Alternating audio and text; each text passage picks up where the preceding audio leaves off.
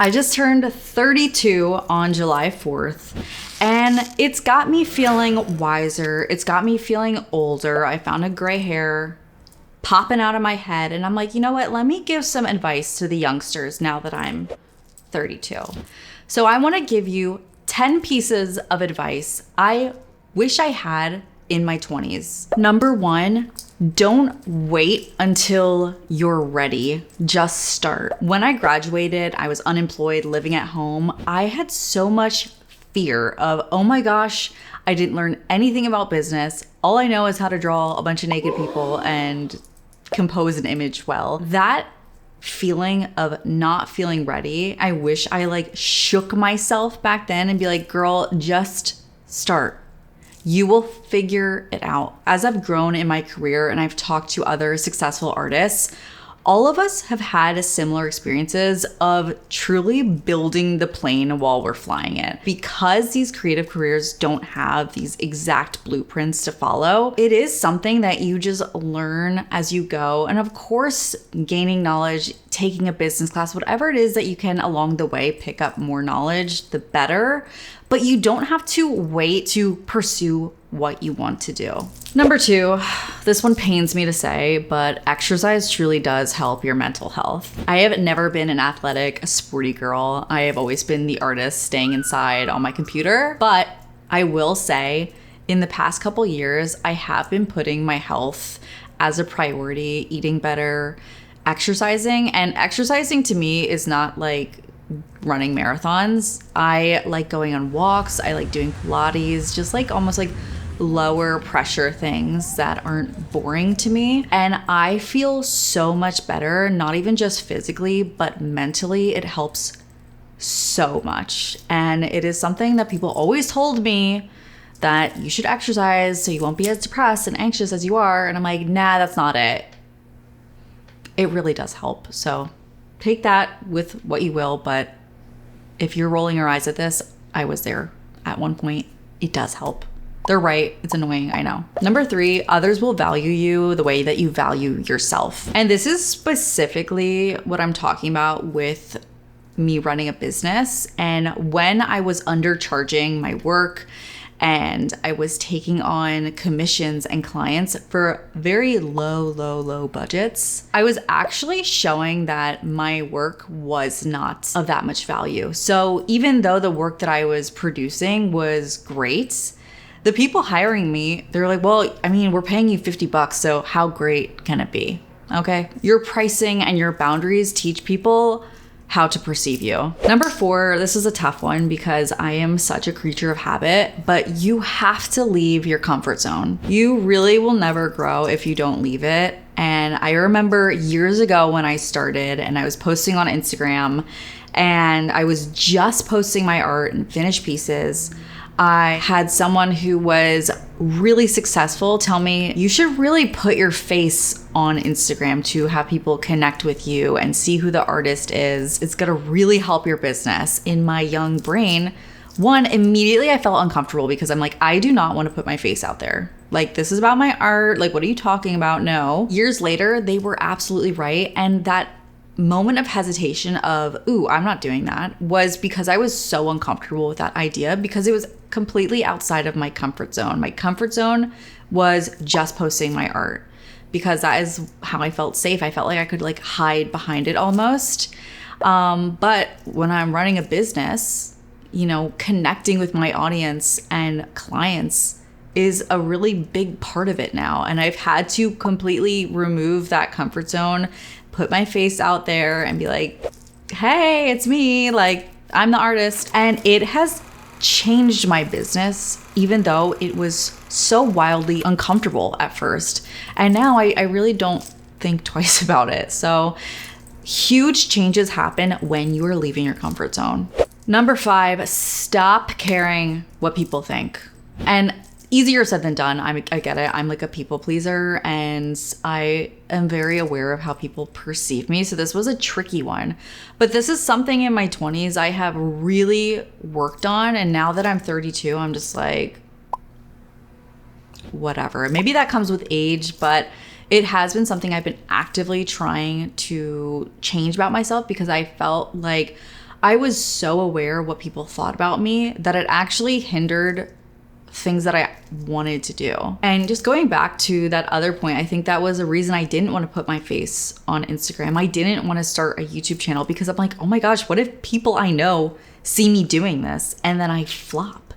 And it's so cringy and they're gonna be making fun of me and all of that. No, girl, it doesn't matter. If those people are making fun of you, they're haters and they're jealous. So number 6, create for the sake of creating. I got to a point where my career was taking off. I was doing commissions and client work all day and I was getting so burnt out. And I'm like, do I even like drawing anymore? Like, what is the point of this? Like, I'm just like, I feel like a machine. In my 30s, I picked up hobbies again that I'm not that great at. I'm making jewelry, I'm making little like polymer clay magnets and beads, and I'm not selling them, I'm not monetizing them, I'm not even putting them online. I'm just making them as my own little creative bubble that I can stay in, that I can almost like unwind, regenerate my creative juices again, so I can use that to create work and make money with my client projects. But I'm still always creating, but without the pressure and without the burnout. And the reason you want to do this is you want to protect that joy that creating brings you. And I wasn't protecting that for a long time. Even though my career was taking off, I was depleting all of my energy source because all I was doing was working and I wasn't cultivating that little inner child artist. Okay, number 7, this one is so important, is invest in a good chair. If you are a digital painter, you're working at a desk all day long, you need a good chair, because now that I'm 32, I am feeling the shrimp pose that I was doing while drawing in my back and my neck all the time now. So I have gotten a really great chair that supports my head. It's not this chair.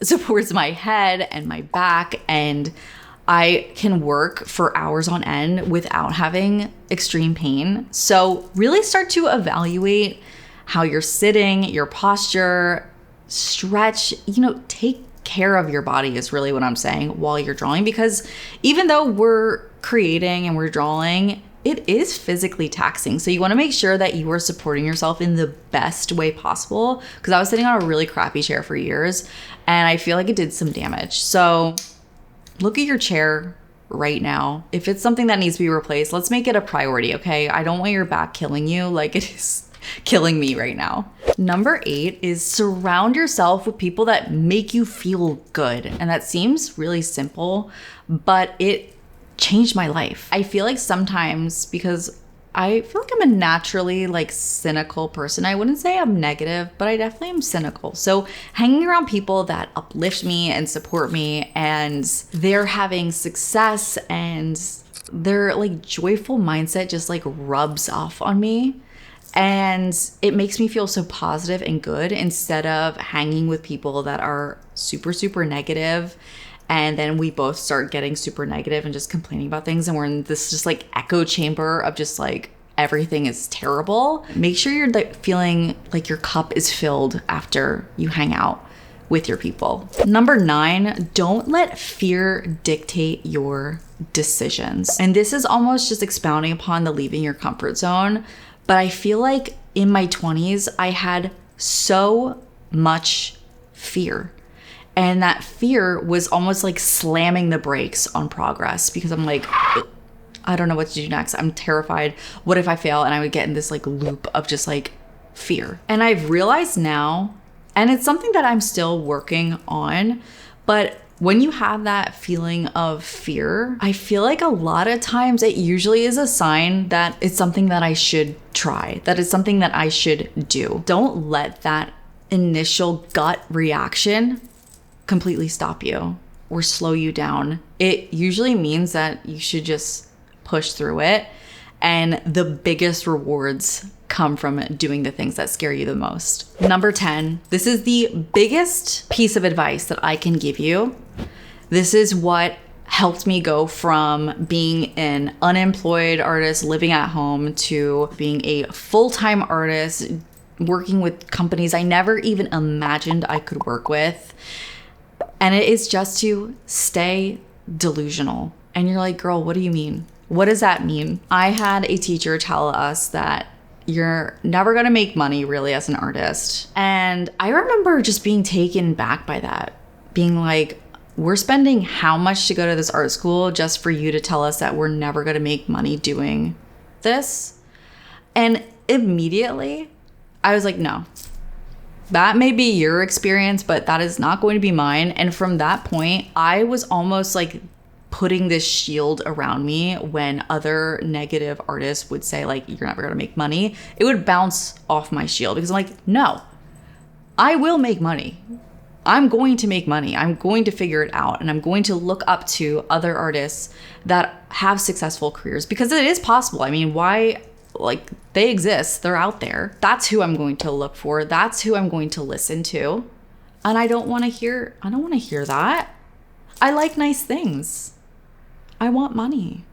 And that delusion that I was having is really just this blind loyalty to myself and my dreams that I am going to do this. Like, I have no choice but to do this. And of course, I had days where I didn't feel as confident as I did there. But I always came back to that of, okay, this is a down moment, but I'm going to succeed. Of course I'm going to succeed. And even when I had no followers, I was still posting on Instagram as if I had 1 million followers. Even though maybe I didn't even feel that way deep down, that like confidence of like all the time.